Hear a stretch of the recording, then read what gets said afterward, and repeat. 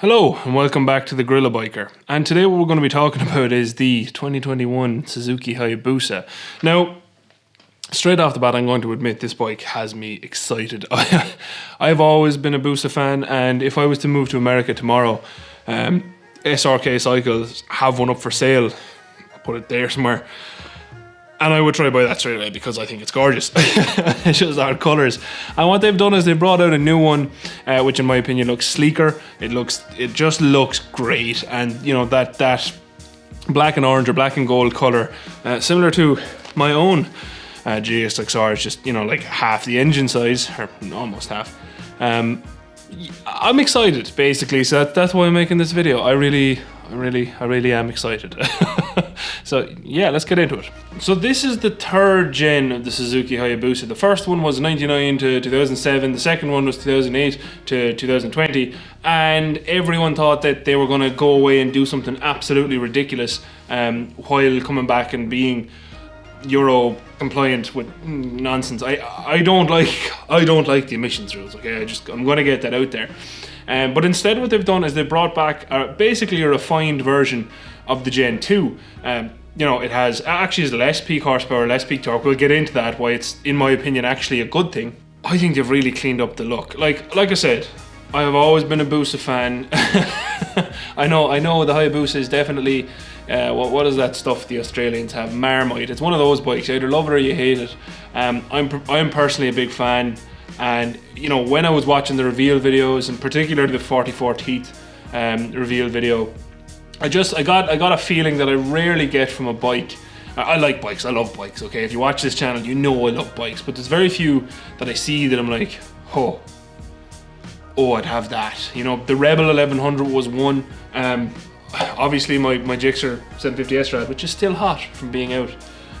That's another. The Magna is another. Like the CBF, I love my CBF, don't get me wrong, I do love my CBF, but it's not a forever bike. It's a bike that I looked at and I said, that can serve me a purpose. It's a job bike.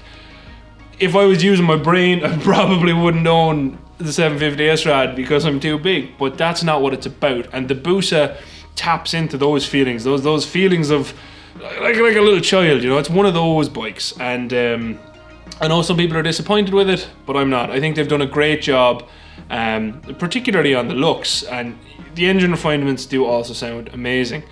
Now first I do want to talk about the looks. Like I said, they've refined them. They've an all new rear end on it. I think those lights are absolutely gorgeous. They're really, they've just made the whole thing look sleek, a little bit more elegant, because it was always a bit of a mushroom of a bike, you know. It had bits sticking out everywhere and in lumps, and you know, some people described it as cancerous in the past. I wouldn't agree with that, but I do think it was never a beautiful bike in my opinion. But the new one I think is, you know, from the front end, the LED projector, or the projector with the LED lights above it, those running lights that double as indicators are absolutely beautiful. The rear is beautiful. You know, the hump is just refined. The whole bike, it's like they took it, they put it on a diet, and that's about it. Like I personally think they've nailed it, because the Hayabusa, whether you love it or you hate it, it's a legend. And if you go after a bike like that and you change everything about it and you change its character, it's no longer the Hayabusa. You know what I mean? Then it's something else. You know, engine, we'll talk about that in a minute. Again, I'm kind of happy they left it alone. Could they have done more with it? Quite possibly. But at the same time, I think we have to remember they've completely not completely, but they've refined everything about the bike, and I think it's really worked, because like I said, you don't want to mess with a legend too much. So like I said, there's some people upset over the fact that it has lower peak horsepower, lower peak torque than the Gen 2, but to me that's not a problem. You know, 187.7 brake horsepower peak apparently, and 110 pound-foot of torque, and I'll put it on the screen what it is, Newton meters. I forgot to convert it earlier when I was writing all this stuff down. That's a lot. It's a lot. And if you look, what's important to me, and what's important, I think, if we could get everyone to understand this, the bike industry would be so much better. What they've done is they have refined the power curves. They have made it smoother. They've bumped the mid-range up. The mid-range, and I have a screenshot on the screen right now, the mid-range is way higher. And that's where you feel it. Like, for you to use peak horsepower, that only happens at the peak of the curve. That's why it's called peak horsepower. So you don't get it all the time. And I've said it before, you know, like 10% of 1,000 horsepower is more than 10% of 100. But the way Suzuki have done this, they have refined it. So you have a smoother curve, it's less lumpy, and you have more mid-range. So I guarantee you that bike is going to feel better to ride. I wish people would stop getting so bogged down all of the time. Now, don't get me wrong, you know, I like to have the willy measuring competitions as well with horsepower. Everyone does. That's why that peak exists. That's why we measure peak horsepower. It's why it's that big important number.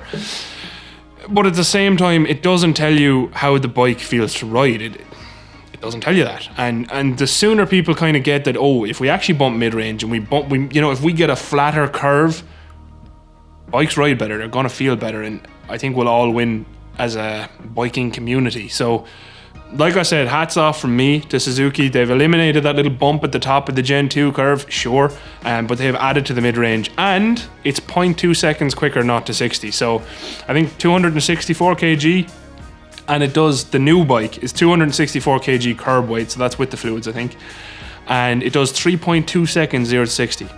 3.2 seconds 0 to 60. The old bike did it in 3.4. 3.2?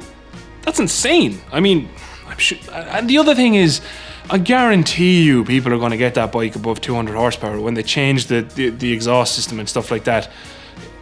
There's power there, you know what I mean? It's this Eurocat 5 thing. What Suzuki have done is they've given us a Hayabusa. They've given us a Hayabusa that's going to ride great, and they've bumped the mid-range, they've bumped all that, they've made it faster 0 to 60. I don't know, maybe I'm just always a look on the bright side type of person, but I think they've done a smashing job. You know, the big thing about it is, and I think we need to remember this, the engineers who built the type of wondrous machinery that sits here beside me, they have also been involved, of course, with this, and I can't remember the man's name, the lead designer, but he is very experienced, and they played with the idea of apparently a 6-cylinder turbocharged engine and all that. Like, would I have liked to see a 4-cylinder supercharged engine? I mean, yeah, because supercharger noises. But at the same time, a 6-cylinder turbocharged engine, it's going to be heavier and it's going to have a big lump of power when the turbo kicks in. That's what turbo lag is, you know. Anyway, I don't want to get into that in this video, but basically, for me, you know, they have been apparently developing this for 10 years, which I would believe, and they've tried many different engine configurations. The best one they felt for the bike was a refined version of the current 4-cylinder naturally aspirated engine. And I mean, the fact that they've shaved time off the 0 to 60, the fact that they say it rides better, it's the best riding Hayabusa ever. Why not give them a chance instead of, again, it's this whole culture of just shitting on manufacturers before you actually try the bike. Personally, I'm going to take them at the word. I'm going to take them that it rides better. I love the look of the power graph, of the power curve. I think mid-range, I love mid-range power. It feels fantastic. That's where you get your oomph, you know, that kick as you accelerate. So for me, I'm going to wait and see can I test ride it. But it's definitely a bike that has made me sit up and take notice, because if I had the money for one, I would buy one tomorrow. Now, the one thing I will say is Suzuki have the Bosch IMU, which is the thing that gives you all your lean sensitivity and your ABS and corners, all that stuff. So it's an IMU, I can't remember what it stands for, but they have that on this bike, so that's going to give you your fancy bits basically. And I've written down a list of the things that come on this one, and I'm going to react to them as I read them, because there's some of them I really just don't care about. And this is one thing. It'll be interesting to see what the final price in Ireland comes out at, because it's a lot of stuff. So, two-way quick shifter up and down, yes. Quick shifter makes you feel like a god. If you've never ridden a bike with one, try it. I always thought, hey, I probably don't need that, but then I rode one with a quick shifter and I was like, I am Rossi reborn, which of course I'm not. I probably weigh 2 Rossies, so I'm never going to be him. But quick shifters make you feel like him. 10-step traction control. I don't care. Traction control is a nice to have, but I don't care. I'm never going to buy a bike because it has traction control. None of my bikes have traction control, and I'm perfectly okay with that. 10-stage anti-lift control. So that apparently means how far your back wheel comes up off the ground when you're under heavy braking. Again, I don't really care. I'm sorry, Suzuki, I have your back, but I don't care about this stuff. 3-mode engine braking and all that crack, so you're going to have your rain mode, you're going to have all that stuff again, which is a good thing, I suppose. Rain mode for a bike like the Hayabusa, it actually will make it more rideable. I know I've talked to people who have engine modes on their bikes, and particularly in countries like Ireland where we have lots of rain sometimes, it is a good thing, especially when you have an absolute monster like the Hayabusa waiting to bite you if you mess up a little bit when you're out in the rain. Then you can also have a user set speed limiter. What? Like, people, come on. Why is a speed limiter a thing? No, I'm sorry, I don't care. Launch control, that could be fun sometimes. Emergency stop warning system, so I think that means when you're braking hard you get the flashy boys at the back. That's no harm. Anything like that I think helps. If you're braking and you have some car drivers drinking a coffee and sending a text behind you, and then they see flashy lights in front of them, they're more likely to pay attention. So that one, again, if it's coming with the bike anyway, I'm all for it. So due to the fact the new throttle is ride-by-wire, we're going to also have cruise control. I mean, that's handy for commutes. I've spoken to people with cruise control on their bikes, and after riding the Magna back there, to work a few times, cruise control would be nice on something like that. Is it something I'd pay a lot of money for on a bike? Probably not, but if it's coming with it anyway, nice to have. Combined braking system, no. I have the combined braking system on the CBF. I do not like it. I do not like it at all. If it's like that, now I didn't look into it too much, but if it's the case that you have to hit your back brake to engage all of the pistons on your front brake, I don't want that. I don't like it on the CBF at all. I don't feel I should have to hit the back brake in order to get all of my braking power in the front. I would like to modulate that with my own hands and my own foot. Thank you very much. So I don't like link brakes. I just don't. I have it on the CBF. I thought I'd get used to it, and what I have gotten used to it, I still don't like it. I'm sorry. Cornering ABS comes with the IMU. Not a bad thing again. You know, if it saves one person, great. Personally, again, I don't feel like I need ABS, but at the same time, you're gonna run out of skill someday. So if ABS is there the day you run out of skill and saves you from falling off your bike and hurting yourself, not a bad thing. One that I don't get, there's a slope angle braking control and also hill start. I mean, look, correct me if I'm wrong in the comments. Maybe if you have an injury or something, hill starts are troubling for you. But again, if this is something that's going to add cost to bikes in the future, I've never needed hill start on a bike. Maybe it's a nice to have. If it comes with the IMU anyway, it doesn't add any cost. It's fine, but I can't ever see myself using it. And again, the whole thing with brakes, like linked brakes and all this braking control, I don't like. I've said it before. The best brakes I've ever had on a bike were my phaser, which I know a lot of people laugh at, but I could feel everything that was going on, and every input that I made was reflected directly in the calipers. What I told it to do, it did. I don't really like electronics messing with my braking or anything else. That's just personal opinion. Maybe some people do enjoy it. I don't. I'm sorry. I would imagine that Suzuki are not targeting me with these things, but they are nice to have. A lot of them are nice to have. You know, hill start might help someone, but like the up and down quick shifter, class. Just for that alone, I am happy with these improvements. So, I mean, look, that's the way the world is going. Do I feel that they're necessary on bikes? No. Should some of the stuff be optional? Maybe. But is it also the case that the IMU just comes with most of these, and it's probably literally just you turn them on and off? Yeah, as long as you can turn off all of the things, I don't see an issue with them being on the bike. Do they probably add cost? More than likely, but that's just the world we live in now. So unfortunately, it looks like we're stuck getting all these fancy bits that we probably don't all really want, but they're on the bike anyway. So I think the burning question everyone has is it an improvement? To me it is. You know, I think the engine's been refined. There's some birds attacking the door or something, that's weird. The engine's been refined. Yes, the peak horsepower and peak torque are lower.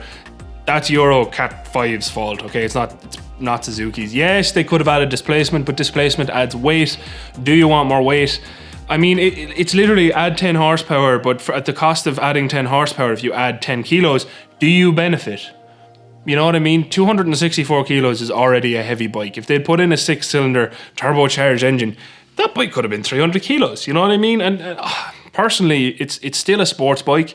264 is heavy, you know what I mean? So I think they nailed it with the engine, personally. Looks wise, I think it's absolutely beautiful. I think they've nailed it with the looks. Well done, Suzuki. Obviously, a big thing about Suzuki Hayabusas in the past was the Gen 1 had the same brakes that are on my SRAD. I don't like them. The Gen 2 also had complaints about braking, and they've put on the new Brembo somethings, and they look fantastic. They are top of the range Brembos. So, you know, if we go through it, looks A+. I think it looks fantastic. Okay, obviously looks are subjective, so I won't dwell on it too much, but personally I think it looks brilliant. The engine obviously has been refined and added the mid-range, so they've improved on what was already a really good formula. It's a legendary bike, so again, thumbs up from me. And then if they've fixed the braking, if they have fixed the braking, even with the stupid linked brakes, you know, let's wait and see. Obviously, we'll have to get feedback from riders on the brakes, but the fact that they have, you know, listened and thrown on some top of the range calipers, it should hopefully help. So let's wait and see. But that's kind of, for me, that's kind of the encapsulation. Are all the fancy bits important? I should probably mention the technology. I personally don't really care, but if that technology enables people who would not have otherwise bought that bike to buy that bike and enjoy that bike, then at the end of the day, that is just, it's a positive for the biking community in total. If someone who otherwise wouldn't buy a high-powered machine and keep Suzuki putting money into this type of development, buys it because they have hill start and because they have all the traction control modes and, you know, lean sensors and back wheel lifty boys and all that, that's a good thing, you know what I mean? The more people that buy bikes, the happier I am.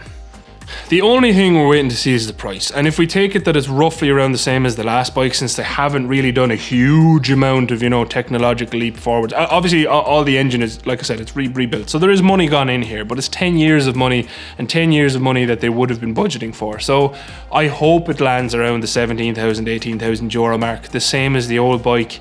And if it does, to my mind, if you look at what else you can get for that money, that is a good deal. So yeah, for me, I'm excited about the bike. I hope it's going to be a winner, and I hope one day I get to own one. Like I said, if I won the lotto tomorrow, I would go put a pre-order on the black and gold Suzuki Hayabusa. I think it looks fantastic, and it's my type of bike, you know. It's still powerful and stuff, but it can also do tours. So yeah, for me, massive thumbs up, Suzuki. If you've watched this video, thank you very much for watching. If this is your first time here, please do check out the rest of my videos. Maybe hit like, maybe hit subscribe. I've like 200 plus motorcycle related videos, and I do appreciate everyone who's new here giving them a look if you are new here. If you're not new here, please also still hit the like button, because if you don't, you'll make me sad. As always, a very special thanks to my patrons. You're all legends, and maybe if I get enough patrons one day, I can just buy all of the Busas and put superchargers on them. I do think a supercharged Busa would have been cool. Alas, not to be. Maybe someone will do it. Maybe some aftermarket lunatic will put a supercharger on a Busa. Who knows? Anyway, thank you again for watching. Adios. Outro crew. Do you like me Weems hat? Which hat is better, my Weems hat or my own hat? Let me know. I do like the Weems one. It's actually very comfortable. So, yeah. Also, Weems has a YouTube channel now. You should go check him out. Oh yeah, and obviously, would you buy the new Suzuki Hayabusa? What's your opinion on it? Let me know. Let me know in the not on my penis in the comments. Yes, that got weird pretty quick. So I'm gonna end this now. Yeah. Sorry. Bye.